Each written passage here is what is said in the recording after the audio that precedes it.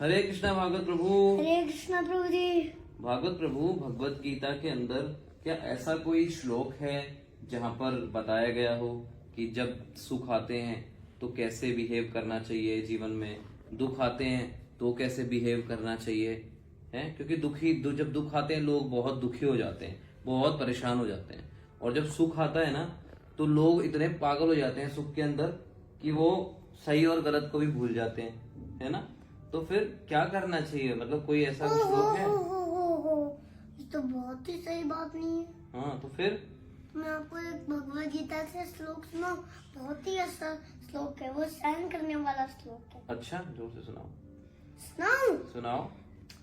मात्र स्पर्शास्तु कांताय शीतोष्ण सुख दुःखदाः शीतोष्ण सुख दुःखदाः अगामपायनो नित्यश्च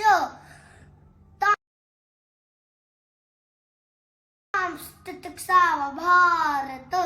इसका अर्थ होता है कि भगवान श्री कृष्ण अर्जुन जी से कहते हैं, हे अर्जुन, जिस प्रकार प्रकृति के नियमों के अनुसार सर्दी और गर्मी आती रहती है और हमारे जीवन में हमारे कर्मों के अनुसार सुख और दुख आते रहते हैं, और जब हमारे जीवन में भौतिक सुख आए तो हमें हर्षित नहीं होना चाहिए, और जब हमारे जीवन में भौतिक दुख आए तो हमें दुखी नहीं होना चाहिए और हमें सहन करना सीखना चाहिए।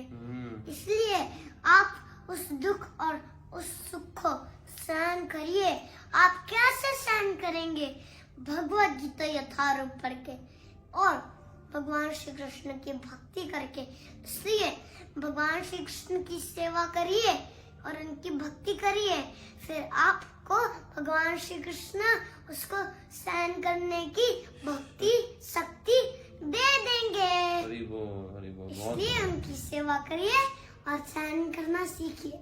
हरे कृष्णा, हरि बोल। आप सोच रहे होंगे कि चलो दुख आता है जीवन में तो दुख को सहन कर लें, हैं? तो दुख को तो सहन करना ही होता है, पर सुख को क्यों सहन करें? अगर सुख आए तो वह मैं आपको बात बताता हूँ, उसके पीछे क्या कारण है। उसके पीछे ये कारण है, जैसे मान लो कि आज आपके 100 में से 99 मार्क्स आ गए, 99 मार्क्स आ गए, तो आप बहुत खुश हो गए, बहुत खुश हो गए। आपके परिवार वाले भी बहुत खुश हो गए कि अरे वाह 99 मार्क्स आए मेरे बेटे के, तो मतलब बहुत खुश हो गए, वो है, सब खुश हो गए।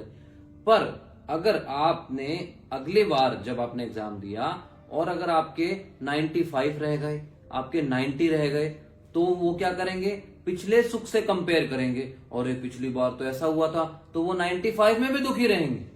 समझ रहे हो आप? फिर जब तक 99 नहीं आएंगे या 100 नहीं आएंगे तब तक वो सुखी नहीं होंगे।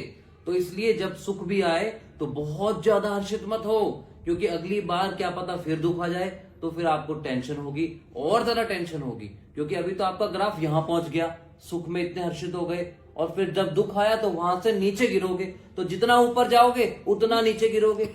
एक मंजिल से नीचे गिरे आदमी तो मान लो हड्डी वड्डी टूट जाए, 10 मंजिल से गिरे तो पूरा ही खत्म हो जाए। तो ऐसा मत करो कि पूरे ही खत्म हो जाओ, है ना? तो सुख में भी सहन करो और दुख में भी सहन करो, समभाव रहो। भगवत गीता सिखाती है कि हमें जीवन में समभाव रहना चाहिए, एक जैसा भाव होना चाहिए, सुख में भी दुख में भी। तब तो आप प्रोडक्टिविटी कर सकते हो लाइफ में, नहीं तो आप प्रोडक्टिविटी नहीं कर सकते। आपको बार बार प्रॉब्लम आएंगी लाइफ में, आप फेस नहीं कर पाओगे प्रॉब्लम्स को। तो आपसे विनती है, भगवत गीता पढ़ो, भगवत गीता यथारूप पढ़ो, उसी से आपको शक्ति मिलेगी, भक्ति मिलेगी, कैसे आप पूरी तरह से अपने लाइफ को लीड कर सकते हैं समभाव रहकर, है ना? और सबसे बड़ी चीज, भगवत गीता को समझने के लिए गिवगीता.com पे जाओ और भगवत गीता जानो और अपना जीवन सफल बनाओ। अपना जीवन सफल बनाओ। Thank you very Hare much. Krishna, Hari बोल।